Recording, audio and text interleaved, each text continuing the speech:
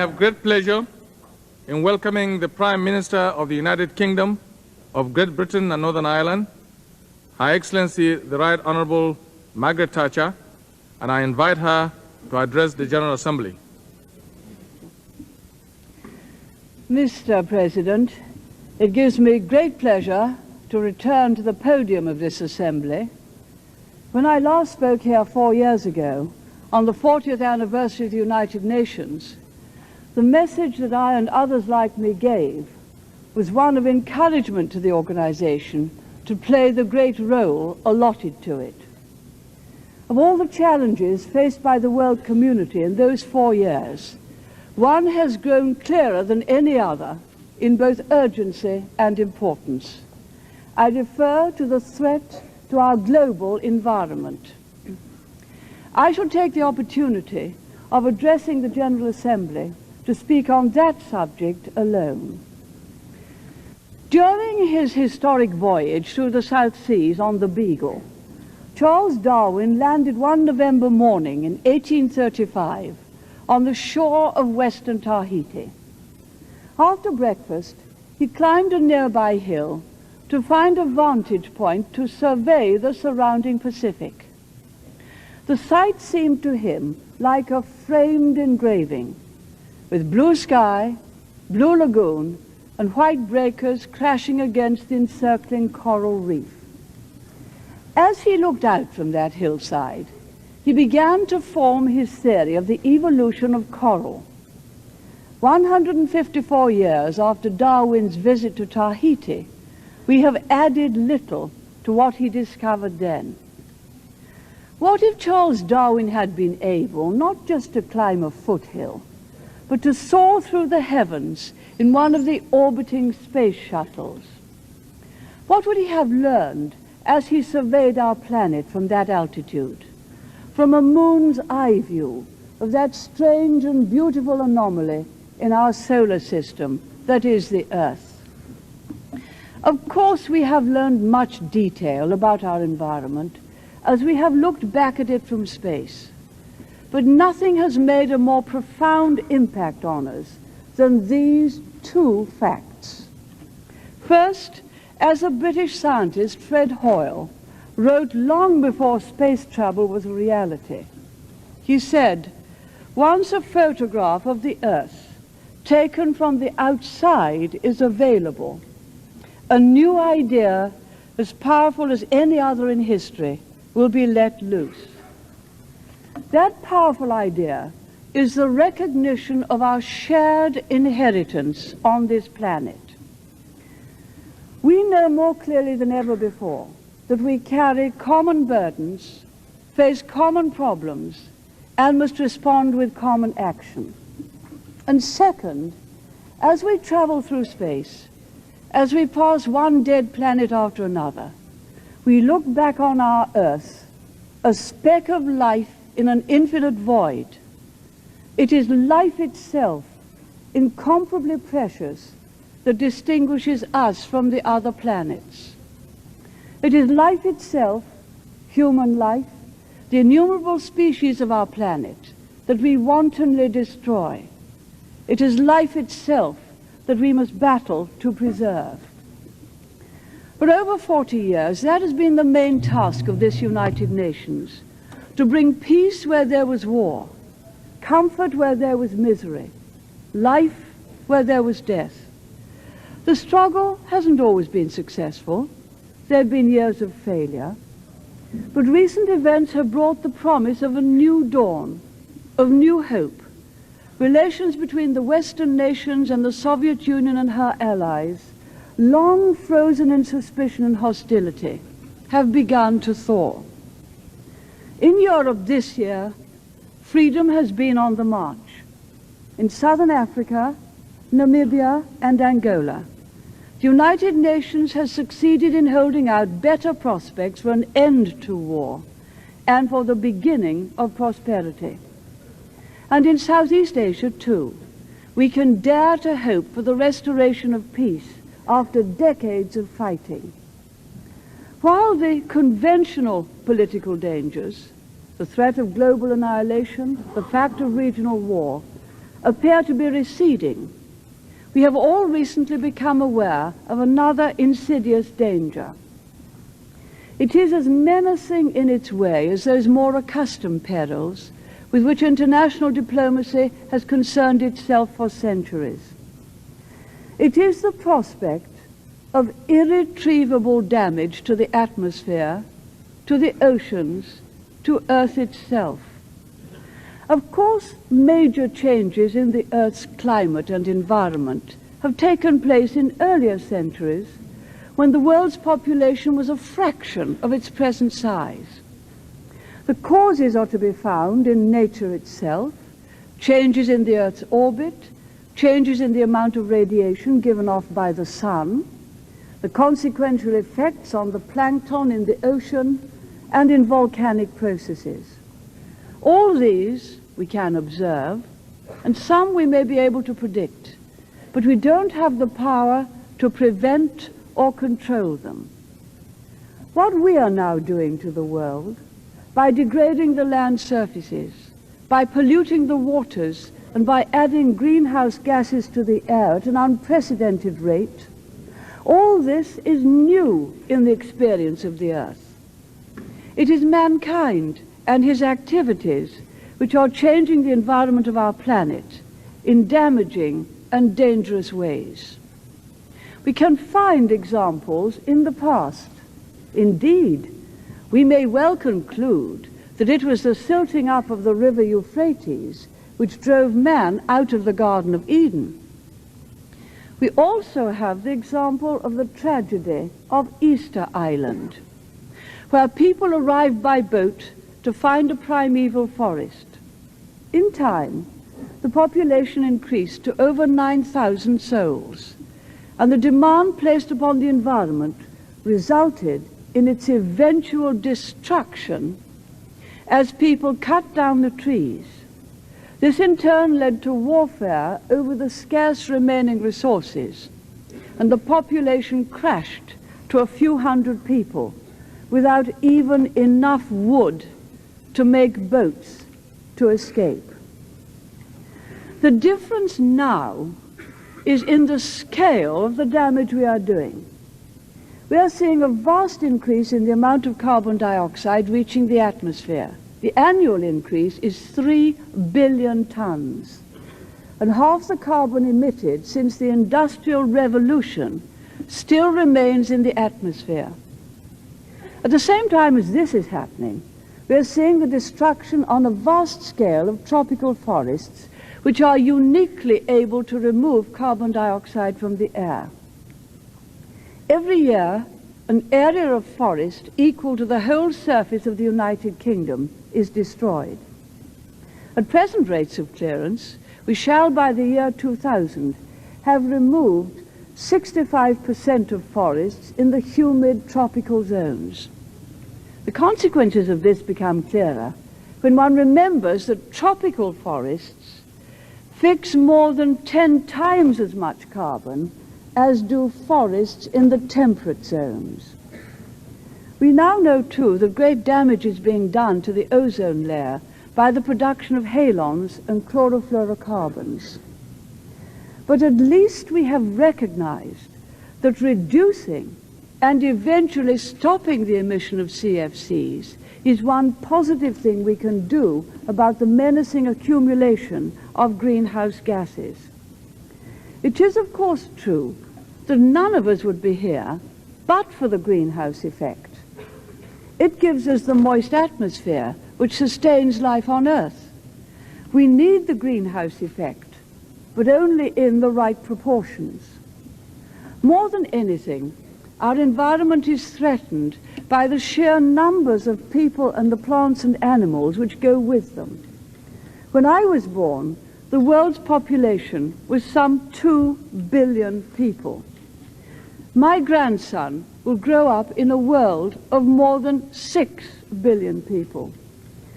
Put in its bluntest form, the main threat to our environment is more and more people and their activities, the land they cultivate ever more intensively, the forests they cut down and burn, the mountainsides they lay bare, the fossil fuels they burn, the rivers and the seas they pollute.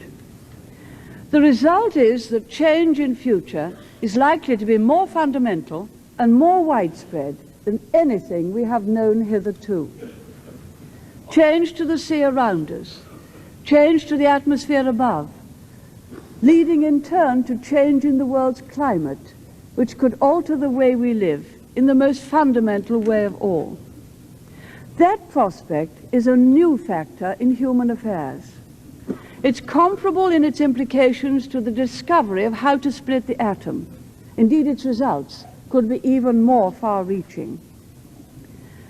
We're constantly learning more about these changes affecting our environment, and scientists from the Polar Institute in Cambridge and the British Antarctic Survey have been at the leading edge of research in both the Arctic and the Antarctic, warning us of the greater dangers that lie ahead.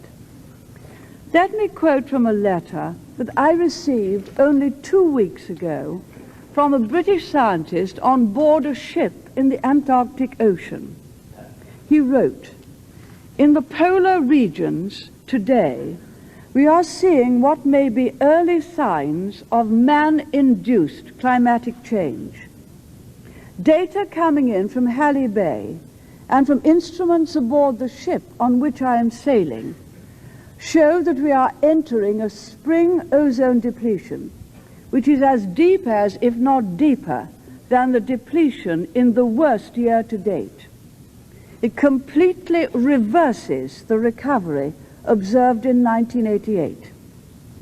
The lowest recording aboard this ship is only 150 Dobson units for ozone total content during September, compared with 300 for the same season in a normal year. That, of course, is a very severe depletion." He also reports on a significant thinning of the sea ice, and he writes that in the Antarctic, he says, "Our data confirm that the first-year ice, which forms the bulk of sea ice cover, is remarkably thin, and so is probably unable to sustain significant atmospheric warming without melting. Sea ice," he continues, "separates the ocean from the atmosphere over an area of more than 30 million square kilometers. It reflects most of the solar radiation falling on it, helping to cool the Earth's surface. If this area were reduced, the warming of Earth would be accelerated due to the extra absorption of radiation by the ocean. The lesson of these polar processes," he goes on, "is that an environmental or climatic change produced by man may take on a self-sustaining or runaway quality and may be irreversible." That is from the scientists who are doing work on the ship that is at present considering these matters.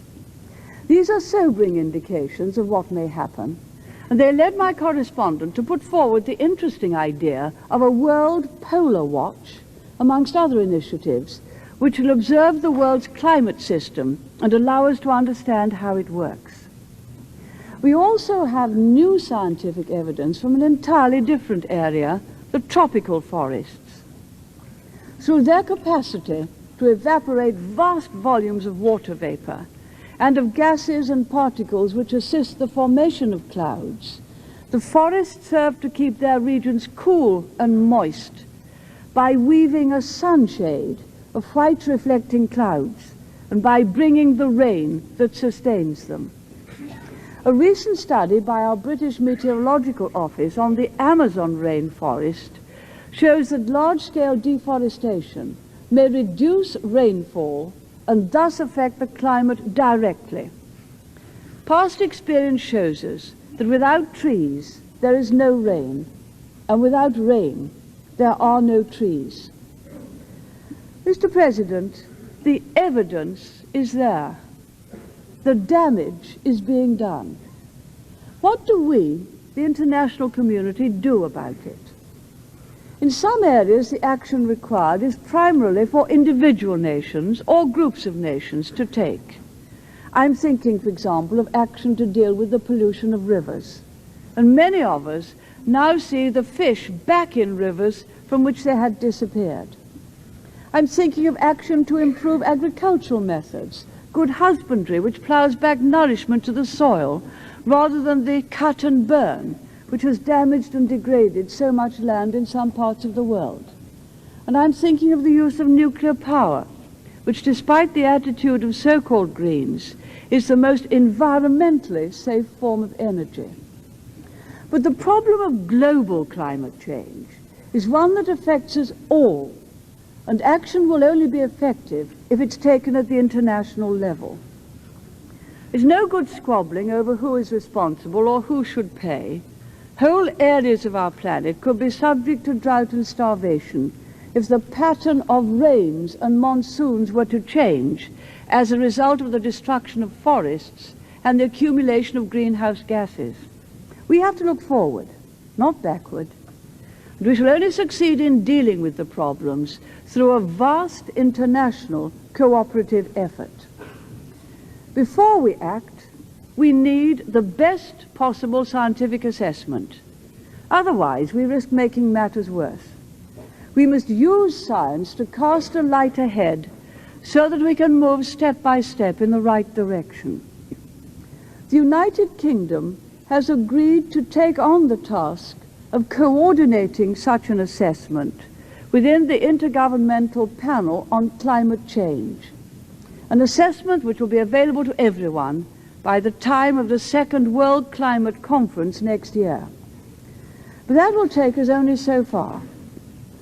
The report will not be able to tell us where the hurricanes will be striking, who will be flooded, or how often and severe the droughts will be. Yet we'll need to know these things if we are to adapt to future climate change. And that means we must expand our capacity to model and predict climate change. We can test our skills and methods by seeing whether they would have successfully predicted past climate change for which historical records exist. Britain has some of the leading experts in this field, and I'm pleased to be able to tell you that the United Kingdom will be establishing a new centre for the prediction of climate change, which will lead the effort to improve our prophetic capacity. It will also provide the advanced computing facilities that scientists need, and it will be open to experts from all over the world, especially from the developing countries, who can come to the United Kingdom and contribute to this vital work. But as well as the science, we need to get the economics right. That means, first, we must have continued economic growth in order to generate the wealth required to pay for the protection of the environment. But it must be growth which doesn't plunder the planet today and leave our children to deal with the consequences tomorrow. And second, we must resist the simplistic tendency to blame modern multinational industry for the damage which is being done to the environment. Far from being the villains, it is on them that we rely to do the research and find the solutions. It's industry which will develop safe alternative chemicals for refrigerators and air conditioning.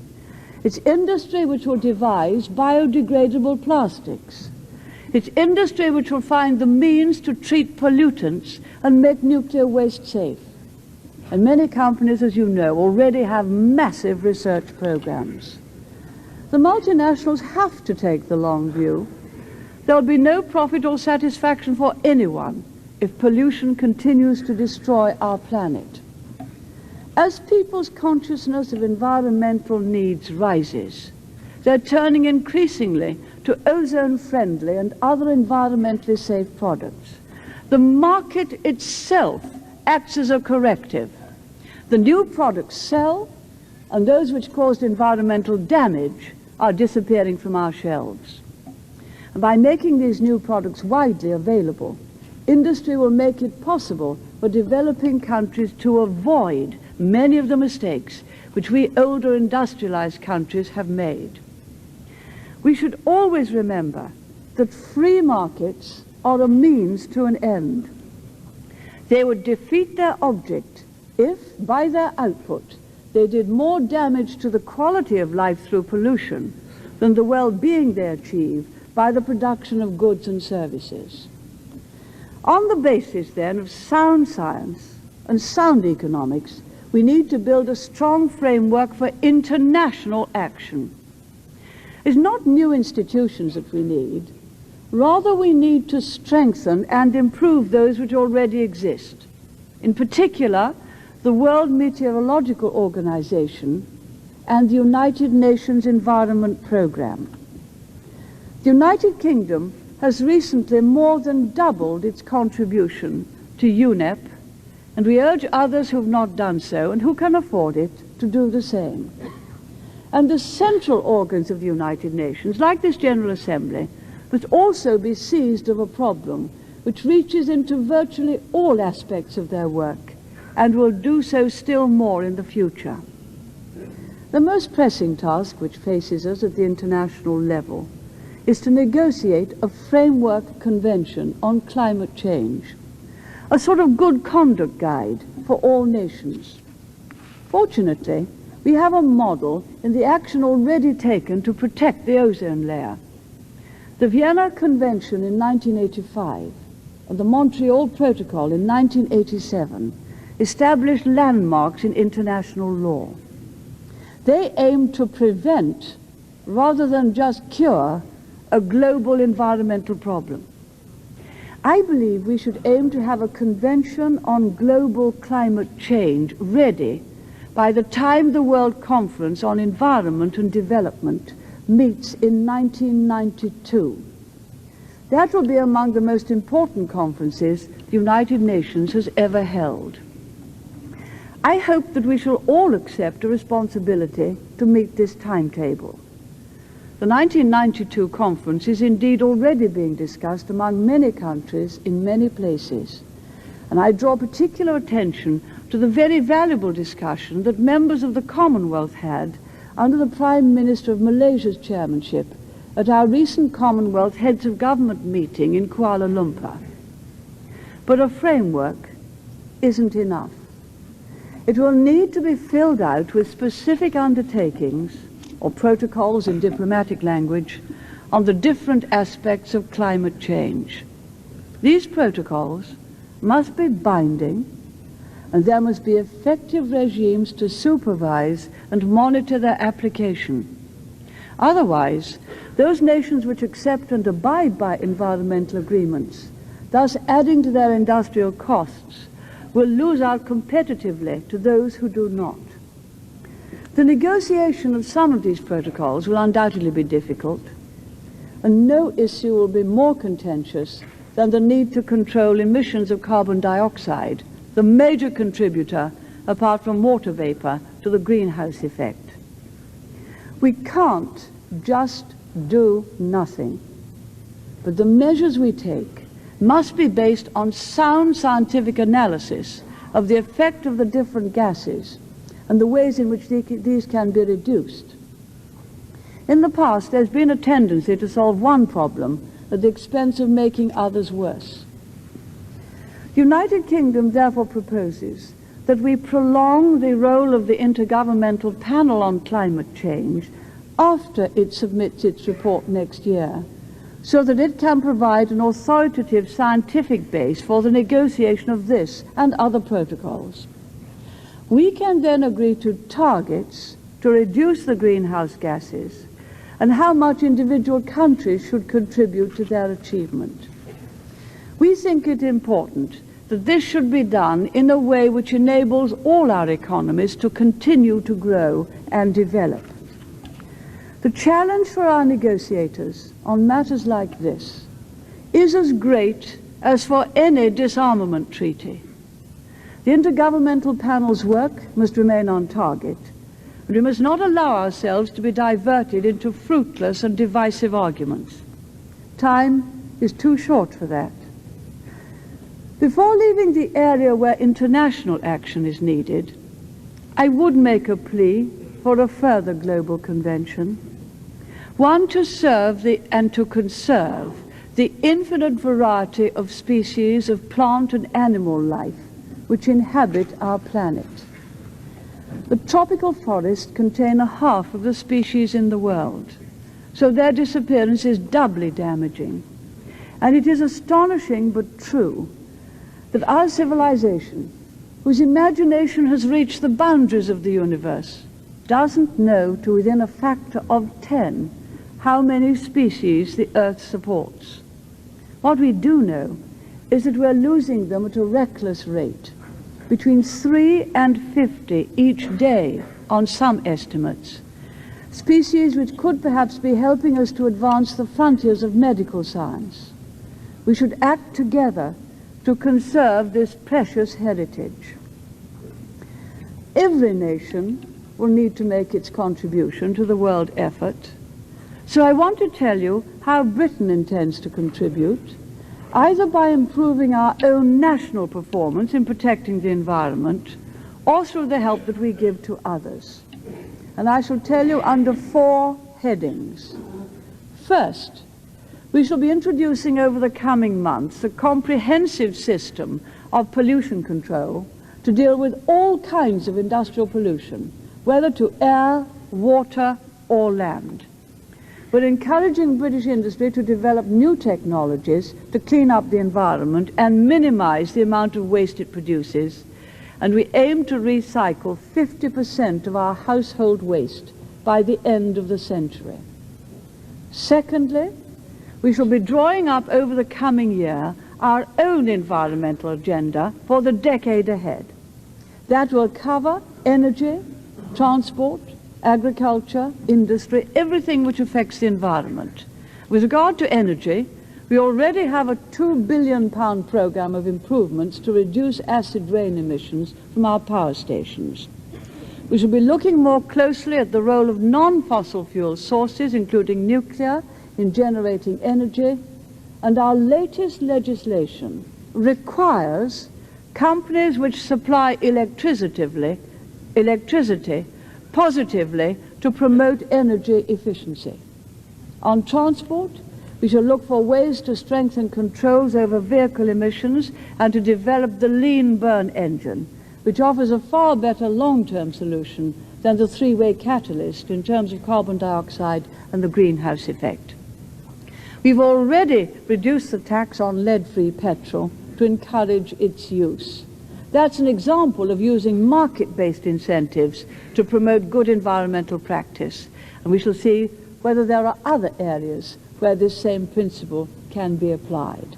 With regard to agriculture, we recognize that farmers not only produce food, which they do with great efficiency, they need to conserve the beauty of the priceless heritage of our countryside. So we're therefore encouraging them to reduce the intensity of their methods and to conserve wildlife habitats. We're planting new woods and forests. Indeed, there's been a 50% increase in tree planting in Britain in the last 10 years. We also aim to reduce chemical inputs to the soil, and we're bringing forward measures to deal with the complex problem of nitrates in water. All that is part of our own 10-year program coming up to the end of this century. And third, we're increasing our investment in research into global environmental problems. I've already mentioned the Climate Change Centre that we are establishing. In addition, we're supporting our own scientists, and in particular the British Antarctic Survey's crucial contribution to the World Ocean Circulation Experiment, as well as the voyages of our aptly named research ship, the Charles Darwin. We've also provided more money for the climate and environment satellite monitoring programs of the European Space Agency. And fourth, we help poorer countries cope with their environmental problems through our aid program. We shall give special help to manage and preserve the tropical forests. We are already assisting in 20 countries and have recently signed agreements with India and Brazil. And as a new pledge, I can announce today that we aim to commit a further £100 million bilaterally to tropical forestry activities over the next 3 years, mostly within the framework of the Tropical Forestry Action Plan. That is all what we are doing in Britain under those 4 headings, all of those things. Mr. President, the environmental challenge which confronts the whole world demands an equivalent response from the whole world. Every country will be affected, and no one can opt out.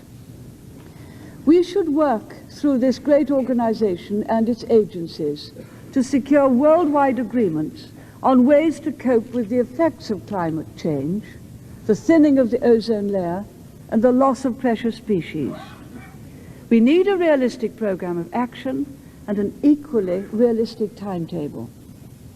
Each country has to contribute, and those countries who are industrialized must contribute more to help those who are not. The work ahead will be long and exacting. We should embark on it hopeful of success, not fearful of failure. I began with Charles Darwin and his work on the theory of evolution and the origin of species. Darwin's voyages were among the high points of scientific discovery. They were undertaken at a time when men and women felt growing confidence that we could not only understand the natural world, but we could master it too. Today, we've learned rather more humility and respect for the balance of nature. But another of the beliefs of Darwin's era should help to see us through, the belief in reason and the scientific method. Reason is humanity's special gift. It allows us to understand the structure of the nucleus. It enables us to explore the heavens. It helps us to conquer disease. Now we must use our reason to find a way in which we can live with nature and not dominate nature. At the end of a book which has helped many young people to shape their own sense of stewardship for our planet, its American author quotes one of our greatest English poems, Milton's Paradise Lost.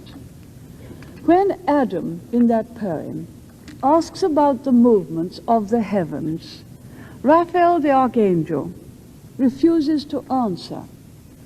Let it speak, he says, the Maker's high magnificence, who built so spacious and his lines stretched out so far, that man may know he dwells not in his own, an edifice too large for him to fill, lodged in a small partition, and the rest ordained for uses to his Lord best known. We need our reason to teach us today that we are not, that we must not try to be, lords of all we survey. We are not the lords. We are the Lord's creatures, the trustees of this planet, charged today with preserving life itself, preserving life with all its mystery and all its wonder.